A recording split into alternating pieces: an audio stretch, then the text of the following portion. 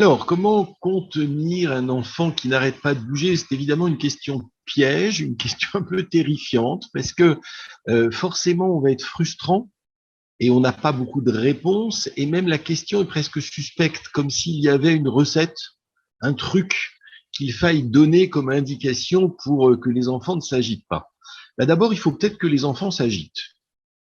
Et peut-être que le mouvement et l'agitation est tout à fait naturel. D'ailleurs, on disait quand j'étais jeune et que j'apprenais la psychologie ou la psychiatrie ou la psychopathologie, que l'instabilité de l'enfant était naturelle jusqu'à 3-4 ans.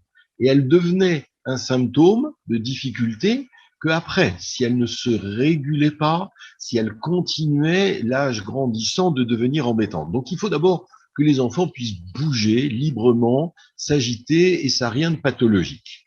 Quand ça devient très envahissant, voire très pathologique, ou en tout cas inquiétant, alors comment contenir un enfant? Évidemment, donc pas de recette, je l'ai annoncé, pas de truc, mais au moins une question, c'est-à-dire d'essayer de comprendre de quel sens a cette agitation-là, de quoi cet enfant s'agite-t-il, pourquoi s'agite-t-il, est-ce qu'il s'agite partout, avec tout le monde, de la même manière? Est-ce qu'il s'agite avec moi dans ce contexte, à ce moment-là?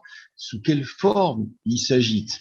Si on ne pense pas quel est le sens de son agitation, si on ne donne pas un mouvement d'appréhension, un peu de pensée sur cette agitation, évidemment qu'on n'aura aucune perspective de dégagement. On aura des recettes creuses qui ne fonctionneront pas. Alors à partir de là, on peut quand même donner quelques indications. Si son agitation est au départ assez respectable et plutôt naturelle et plutôt féconde, si elle déborde, comment la drainer, l'organiser, parfois la défléchir, faire qu'elle ne soit pas dans le risque de violence, de rencontre frontale. Et j'aime à dire, c'est juste une toute petite indication, que très souvent, les agitations qui préoccupent les professionnels sont des agitations en risque d'acting, de jeter, de s'agiter sur un mode très peu constructif, très peu créatif et plutôt attaquant. Et c'est un chemin que j'appelle court. Un chemin court, c'est-à-dire que le pulsionnel, les tensions, les excitations se déchargent. Et l'idée et la direction, c'est plutôt de penser à des chemins longs et de proposer à l'enfant un chemin qui va être un peu plus long.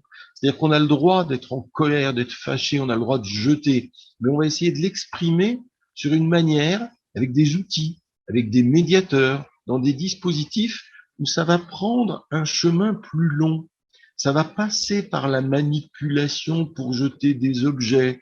Et donc, il y a une manière de chercher le sens de l'agitation. Est-ce qu'elle est naturelle, pathologique?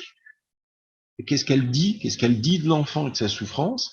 Et de penser en termes de chemin long et de chemin court pour essayer de drainer et d'accompagner l'enfant pour qu'il trouve des moyens d'exprimer son agitation de manière moins dérangeante, moins inadaptée, moins problématique. C'est très modeste et en même temps commence là un chantier énorme pour tenter de s'approcher de ces questions de l'agitation.